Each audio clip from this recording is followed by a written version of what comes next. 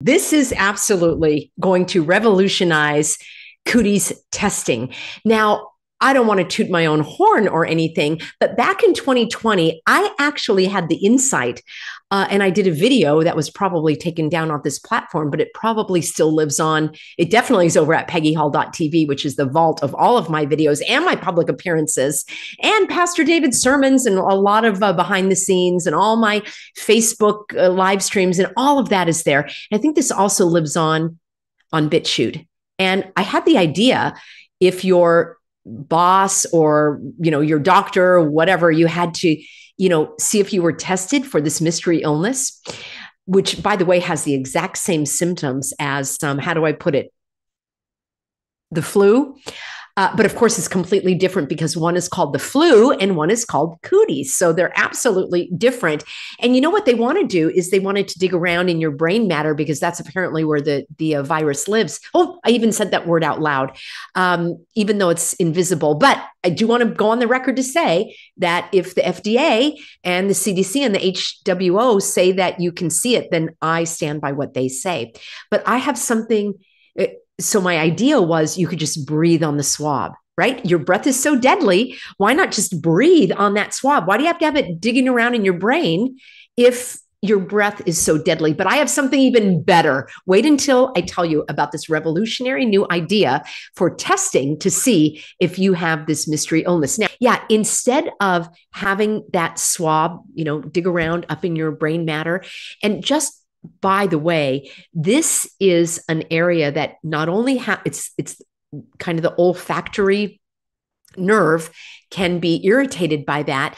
And that not only has to do with you being able to smell things, but it also has to do with your memory. Isn't that amazing that your olfactory, right, your ability to smell is very deeply tied to your memory? Think right now about maybe a childhood memory. Maybe your mom was baking cookies or there was a favorite restaurant that you used to go to. And it's like, oh, if I think about that smell and if I smell that smell, it can transport me back there directly. So let's not fiddle with messing with that. Let me know if you unfortunately ever underwent that procedure and what your results were, what the side effect was. Hopefully you got through it all right. I had a healthy American that was being pressured. She actually worked for one of these pincushion facilities. I'll just put it that way. And she was fighting, not wanting to have this thing put up her nose. So what she would do is she would take her Kleenex, blow her nose on the Kleenex, and then submit that to be tested. It's like, why doesn't that work? That should work perfectly because aren't they testing for some kind of, personal matter? By the way, let me just pose this question to you because it seems to me that your bodily fluids and things, that's your property, isn't it? Isn't your DNA your property? Isn't any saliva that you give over your property? Isn't any cheek swabbing or nasal assault, what they take from that, isn't that your property? So we're just going to segue into the story of what cities are doing now and what our friends over the CDC are recommending. And that is wastewater testing so that the cities can see the trends in the, how do I put it, the load. I know it's not a very good word to use, the viral load. I'm trying to be sensitive here. Let's see what the CDC says, shall we? And then I'm going to tell you why this could absolutely revolutionize how people are being tested for this illness. All right, and I've got a Substack coming out on this as well. So again, that's peggyhall.substack.com. And there is a national wastewater surveillance program. You probably have seen it in the news. Let me share my screen.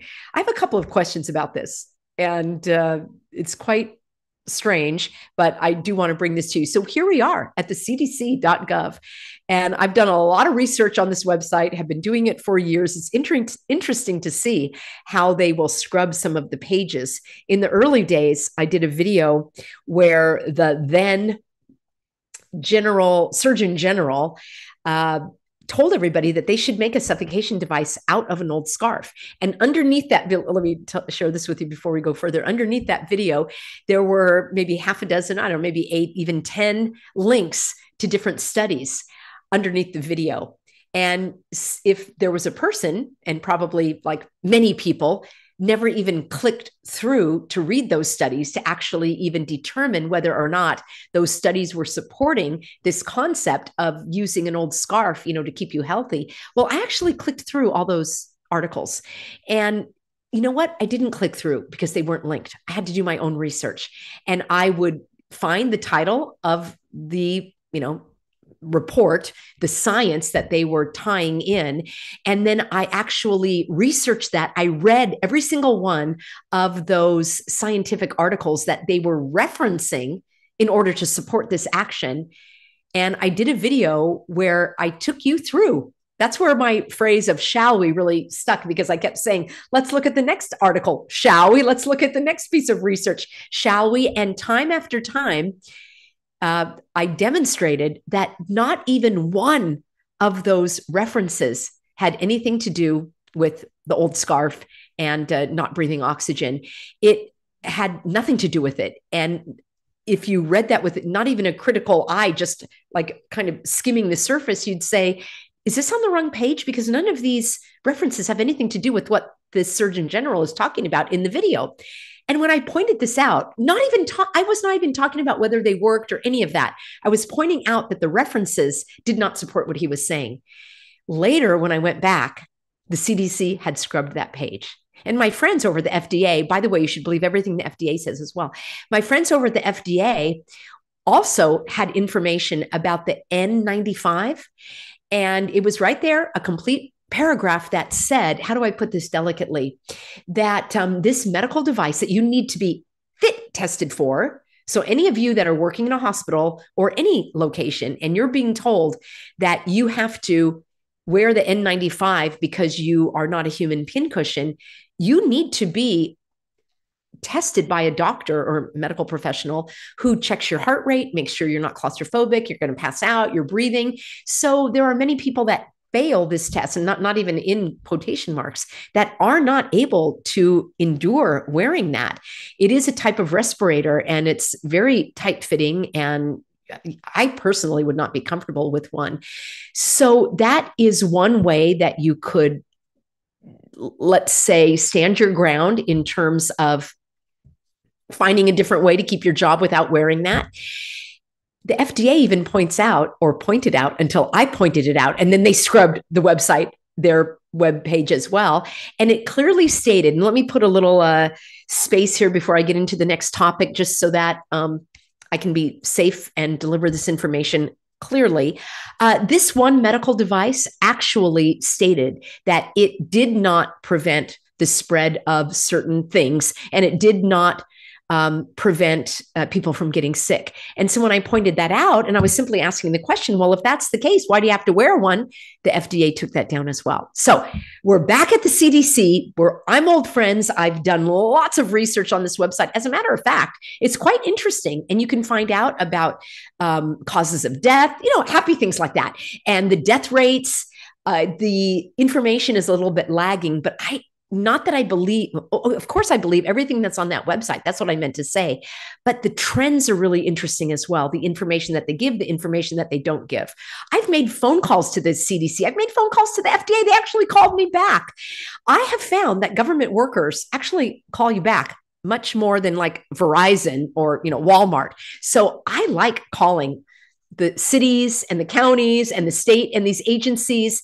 Give it a try and see if you can speak to somebody and have your questions answered. After a while, they did stop calling me back, I think, once they figured out who I was.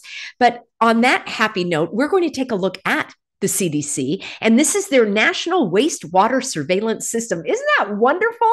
They are actually, how do I put this? Well, they're investigating what's in the sewer. And since we were talking about sewer water that they want you to drink in California, I thought this would be a nice tie-in. So this is actually back in 2020. And in 2021, 2022, and certainly this year, and going into 2024, the CDC is really encouraging the municipalities, the cities, the counties in California, the water district is not really countywide, but there is a district that provides water for a number of cities. It might be different in your state, but here's what they want to do. They want to work with health departments. Here, I'm just reading right from the website, to track the levels of cooties in wastewater so the communities can act quickly to prevent the spread of cooties. Now, we're going to talk about this. Sorry if it's distasteful, I understand, but I think we need to look at this. It says people infected with cooties can shed the cooties in their human waste. I'll just put it that way, even if they don't have symptoms, because people that are sick mainly don't have symptoms. That's why when you go to the doctor and the doctor says, what's wrong? How are you feeling? I feel fine. And then the doctor says, well, why are you here? Well, because I might be sick. Well, what are your symptoms? And you say, well, I don't have any symptoms. And the doctor says, well, I'm trying to figure out, if you feel fine and you don't have any symptoms, why are you here? Well, because I might be sick. And the doctor says, but you don't have any symptoms. Yeah, that's right. I feel fine. I don't have any symptoms, but I might have Lou Gehrig's disease or some sort of rash that's invisible. I'm not itching, but I probably have a rash. And you know what? I might even have a broken leg, even though I can walk on it fine. So I would like to have my leg x-rayed. I'd like to be tested for all of these diseases. And I want you to also check my skin because I probably have an infectious rash that doesn't show. And the doctor's going to say, well, I'm not really going to write those orders because I need to see if you have any symptoms. Because you know what, friends? When you go into the dictionary and you read the word, well, let's do it together. I'm in a mood of interrupting myself today. So let's just look at what Giggle has to say about symptoms, what the definition of a symptom is. And it says, I'll just read it to you, a physical or mental feature, which is regarded as indicating a condition of a disease, particularly such a feature that is apparent to the patient. That's a symptom, meaning, and it's so beautiful, you have to admit, God in his wisdom created physical pain. So for example, if you're walking on a piece of broken glass or you have a sliver in your finger, you're like, ow, that hurts. I better take a look at it. Or maybe like me, you've been sitting at the computer too long, you're getting a little stiff shoulder. You're like, oh, that feels painful. Gee, that's a signal from my body that I should do something different. And maybe you are having a rash, your skin is itching, or you're having frequent headaches. And hopefully you're not having any of these symptoms that are an indication of a disease or illness. But you know what? The good news is, and the CDC said so, you don't even need to have a symptom and you could be sick without knowing it. So what they're going to do is test your poo. Yeah, I said it. My question is this. Is your poo your property? Does the CDC have your permission to test your poo against your wishes? Just asking. I know it's Friday. I like to loosen up a little bit as we head into the weekend. So let me know in a comment below. And here's where it gets even more interesting. So we'll go back to the CDC here, who says you could be sick without knowing it. And of course you can. Absolutely. That is one of the things we've all learned in these last few years. And the beautiful thing is it gives the government, let's say, the illegitimate authority, the lack of authority to surveil you. Don't you love that word, being surveilled? It's a French word, and it pretty much means they're spying on you. They're tracking you. They're tracing you. Remember when everybody was up in arms because people were going to be knocking on your door and force jabbing you? And that didn't happen.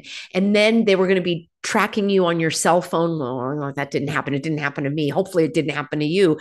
I would say the employers at the woke place are the ones, not the government. They were the worst of the worst of the worst, and they were getting paid to do so.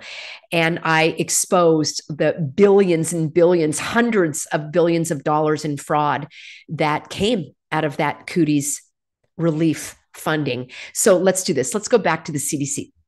People infected can shed cooties in their human waste, even if they don't have symptoms. The cooties can then be detected in wastewater, enabling the wastewater surveillance to capture the presence of this cooties. And this allows to serve as an early warning. Once the health departments are aware, communities can act quickly to prevent the spread of of cooties. Data from wastewater testing support public health mitigation strategies by providing additional crucial information about the prevalence of cooties in a community. Now, I will have more details in my Substack if you would like to read and see exactly how this happens. The research I've done so far is very sketchy, and I have many questions about it. And it says studying wastewater data can help scientists detect the cooties in a community even before data from doctors' offices or hospitals get reported to public health officials. It can be an important early warning sign and should be used alongside other data. All right, here's the trouble. All right, this was started back in 2020. It was set up by the CDC and also the federal government, Health and Human Services. And what they were saying is that people that didn't have symptoms, in other words, healthy people like you and me, because we are healthy Americans. And by the way, while I'm on a rant here and while I'm interrupting myself, since when is health only related to your physical well-being? The research that I did, and I don't even need to do the research, even at the WHO has on their statement, I don't even know if it's there today, but they said that your health is not only physical health, it is mental health. Let me know in a comment. What else? Spiritual health, emotional health, social health, right? Being around others. There's probably intellectual health, how much you're engaged in learning and so forth. So what is this focus only on physical health? And before we get back to the distasteful topic of wastewater, let me share with you a personal story. So at this time, I was teaching back in 2020, I was teaching at the community college. I was teaching in a city setting. I was actually teaching water exercise and I was teaching English classes at the community college. I was running my own health retreats where I had one scheduled. I believe it was in June of 2020, June or July. And there were going to be, dozens of women coming for a few days where we focused on healthy eating, emotional well-being, stretching, breathing, exercise, all of that kind of stuff. And I had been running these health retreats for years. Well, here's the scenario. March 13th, it was Friday the 13th, 2020, California, the first state, leads the nation in so many ways, like homelessness and crime and the worst roads in the state. We do provide a lot of agriculture, but it was the first state to shut down. And people thought the governor could tell them what to do. So they stayed home and cowered in fear, except for me and my husband. We're just living life normally. And the problem is I couldn't live life normally altogether because my two teaching jobs immediately closed the doors, said, don't bother coming back. And I literally have not had a contract since. Those two sources of income dried up, but I'm grateful to my sponsors. I'm grateful to my subscribers, and I'm grateful to God because he ultimately provides. And the health retreat that I had completely pulled the plug. They said, we're not having any events here. We're going to have to cancel. I'm like, well, wait a minute. This is like a health retreat. This is an opportunity for people to actually get healthier. Isn't that what this is all about? Don't you want people to be healthier? I called the city. I wrote to the city. I wrote to all of my students in the fitness class. And I'm like, are you okay with them just closing the pool? Don't you think you should have a choice as to whether or not you want to be in a chlorinated pool outdoors, getting exercise and connecting with others, improving your social health? And I will tell you that very few of my students thought that was a good idea. They were like, well, Peggy, what are you talking about? Of course I'm going to stay home. I don't want to make anyone sick. And I'm like, well, are you sick? No, but I could be. And I'm like, oh, okay, here we go. Fear is powerful and it prevents people from thinking logically. And I will say that after a lot of the fear has abated, people that wrote me off have sort of come back around. Not all of them, but sometimes time and more knowledge can help people get out of that spin cycle. The healthiest place for people to be, at least the people I was surrounded with, was in the pool getting exercise, fresh air, sunlight, social interaction. And it was the complete opposite. They locked themselves at home because nobody locked you in. I will not use the word lockdown. Yes, these were shutdowns and it was oppressive and it was tyranny and all of that. But nobody came and locked me in my house. People did that on their own, living in fear. The fear is a killer. The stress harms your health. That's the worst thing for your immune system. Oh, except for what the CDC says. I'm only going to speak about my own personal experience. That was what the re-education told me. I can't recommend that you do the same, but I will tell you that I personally got outside. I did my exercise. I couldn't get in the pool, but I walked. I walked on the beach, even though they were closed. So of course I complied, right? Just to let YouTube know. And I did everything I could to keep myself healthy. That is the way you do it. They kept the fast food restaurants open. All of the junk food was available in the grocery stores, and the liquor stores were doing a brisk business. Abortion centers were open in California, but the mom and pops were shutting down and couldn't operate their restaurants. I brought you a story about that from lovely Alondra down in San Diego. The oppression, the tyranny, the pressure that they were putting these business owners under. So it's so interesting to me that while on the one hand, they're trying to keep everybody healthy and safe, on the other hand, the healthy activities people were not participating in. So that really rubbed me the wrong way. So this wastewater, tying it back into the wastewater testing, here's what I see. It is the fast track for a city to say, oh, the wastewater is showing that cooties is on the rise. We want to nip it in the butt. Oh, is that how you say it? We want to nip it in the bud, and we want to make sure that we're going to shut down in this area because we can see the numbers are rising. Well, here are my questions. Number one, how are you exactly testing this? No, I didn't say tasting. That's what California wants you to do. Granny Gates said that the water tastes fine. Yeah, the crap water is delicious, he said. So how exactly are you testing this? Because I want to know how reliable these tests are.